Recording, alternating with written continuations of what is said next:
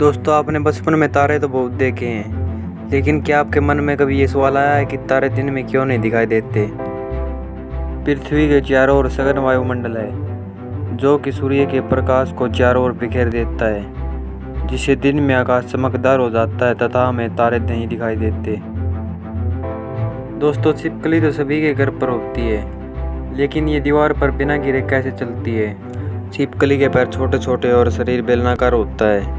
इनके पैरों की बनावट कुछ ऐसी होती है कि जब छिपकली दीवार के ऊपर चलती है तो उनके पैरों और दीवार के बीच निर्वात अर्थात शून्य पैदा हो जाता है, जिस कारण उनके पैर दीवार पर चिपक जाते हैं। भारी हवा का दबाव भी उसे दीवार पर चलने में सहायक होता है। उल्लू रात में कैसे देख लेता है?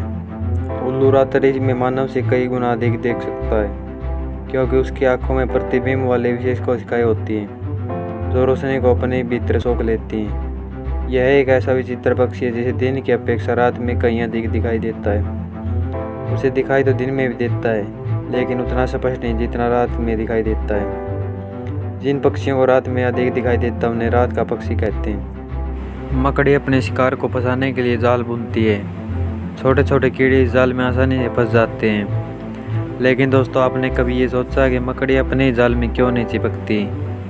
मकड़ी का पूरा जाल चिपकने वाला नहीं होता है, वह इसका कुछ हिस्सा चिपचिपा बुनती है। जिस हिस्से में मकड़ी खुद रहती है वह हिस्सा चिपचिपा नहीं होता, इसलिए वह आसानी से इधर उधर घूम लेती है। बिजली क्यों गिरती है? आसमान में ऑपोजिट एनर्जी के बादल हवा में इधर उधर घूमते रहते हैं।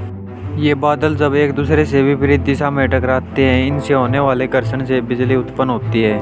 आसमान में किसी तरह का कंडक्टर न होने से बिजली पृथ्वी पर कंडक्टर की तलाश में पहुंच जाती है। धरती पर पहुंचने के बाद बिजली को कंडक्टर की जरूरत पड़ती है।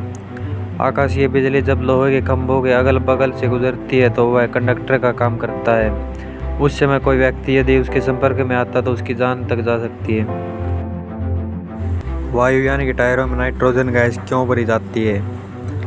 हवा में 78% तक नाइट्रोजन होती है, जबकि 21% ऑक्सीजन और 1% में अन्य गैसें आती हैं। नाइट्रोजन से रबर को कोई नुकसान नहीं होता, जबकि ऑक्सीजन से टायर खराब हो सकता है। ऑक्सीजन से अक्सर टायर की मजबूती खत्म हो जाती है। ऐसे में ऑक्सीजन रबर के कणों पर अटैक कर देती है, जिससे टायर फटने का खतरा रहता है। नाइट्रोजन ऑक्सीजन की अपेक्षा कूल होती है और रबर फ्रेंडली भी। नाइट्रोजन लंबे समय तक टायर में रह सकती है, जबकि ऑक्सीजन जल्दी ही बाहर निकल जाती है। बर्फ पानी के ऊपर क्यों तैरती है? जब कोई भी तरल पदार्थ ठोस पदार्थ में बदलता है तो उसका आयतन घट जाता है और वह भारी भी हो जाती है, लेकिन पानी के साथ ऐसा नहीं होता। पानी जब ठोस अवस्था के लिए जमकर बर्फ बनता है तो उसका आयतन घटने के स्थान पर बढ़ जाता है, जिसके कारण वह पानी की तुलना में हल्की हो जाती है। इसलिए बर्फ पानी में तैरती रहती है। जुकाम हो जाने पर हमारे नाक से गंध का अनुभव होना बंद क्यों हो जाता है? जब हम किसी गंध को सूंघते हैं तो हमारे नाक की तंत्रिकाओं के माध्यम से गंध की सूचना हमारे मस्तिष्क तक पहुंचती है, परंतु जुकाम होने पर संदेश पहुंचाने वाली तंत्रिकाएं बंद हो जाती हैं, जिससे गंध की जानकारी हमारे मस्तिष्क तक नहीं पहुंच पाती। इसी कारण हमें जुकाम हो जाने पर हमारे नाक से गंध का अनुभव आना बंद हो जाता है।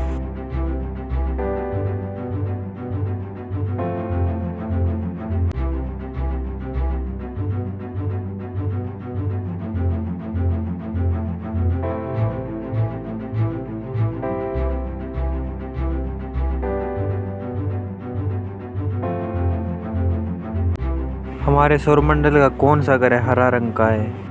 सूरज से 7वां ग्रह यूरेनस है और ये नीले हरे रंग का दिखाई देता है। यूरेनस के वायुमंडल में 83% हाइड्रोजन, 15% हीलियम और 2% मीथेन गैस है, और ये नीला हरा इसीलिए दिखाई देता है क्योंकि इसके वायुमंडल में मौजूद मीथेन गैस लाल रोशनी को अवशोषित कर लेती है। और ये दोस्तों लास्ट फैक्ट जिसका आप इंतज़ार कर रहे थे, पहले मुर्गी आई अंडा। जीव विज्ञान के अनुसार जीवों का विकास क्रमिक रूप से हुआ है। मुर्गी और अंडे के विकास में लाखों वर्ष लगे हैं। मुर्गी और अंडे में पहले कौन आया, इस प्रश्न का कोई प्रमाण नहीं है, क्योंकि इन दोनों का विकास एक साथ एक क्रम में हुआ है। दोस्तों, अगर आपको ऐसे इंटरेस्टिंग फैक्ट चाहिए तो चैनल को लाइक, शेयर और सब्सक्राइब ज़रूर करें।